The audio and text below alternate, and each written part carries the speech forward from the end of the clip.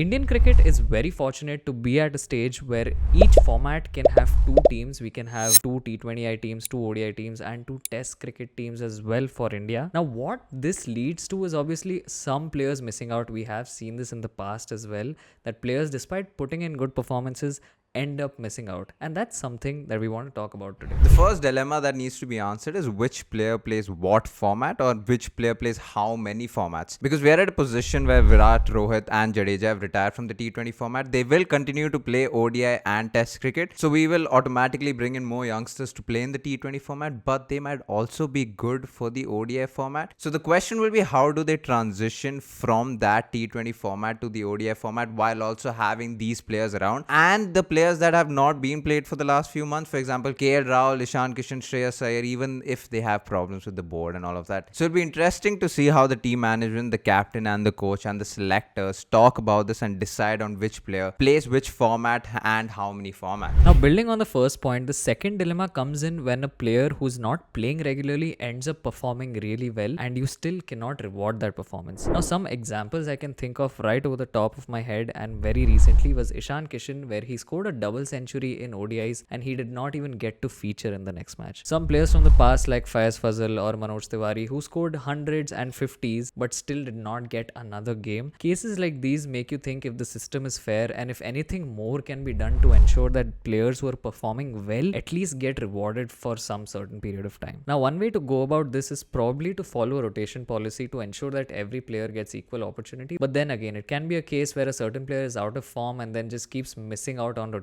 and there is no rhythm that is built, so this doesn't really make sense. This is something the team management will really have to think of carefully, because a lot of players have lost out on possibly good careers because they were sidelined, because they were not picked despite their good performance. Now, another way to go about this is picking a player for what they bring in rather than their reputation. Now, if you have a big pool of players, you want to make your best 11 or 15 for that matter. Players like Virat Kohli, Rohit Sharma, we know what they bring in. Virat Kohli at number 3 in the ODI format is fantastic. He's the best there ever has been. Rohit Sharma has been the best opener in international cricket for a while now. Even though they have the reputation, we know what they bring in. But if you take a recent example with Jadeja and if you compare him with Akshar Patel in the T20 World Cup, he was picked basically on his reputation alone and not for his uniqueness. He didn't bring anything different to the table as compared to Akshar Patel. If anything, Akshar Patel outperformed him in all departments. So it will be important for selectors and the captains to choose players based on the performance. Do let us know if you can remember a player who, despite performing extremely well,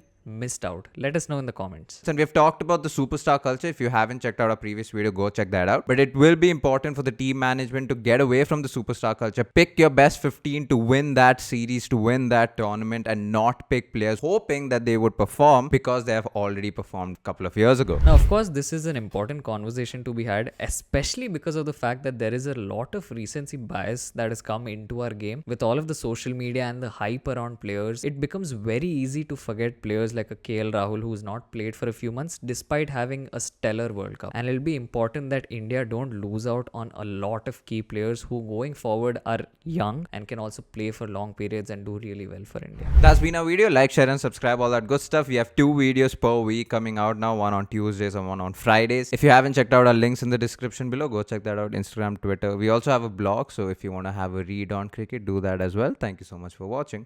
Peace.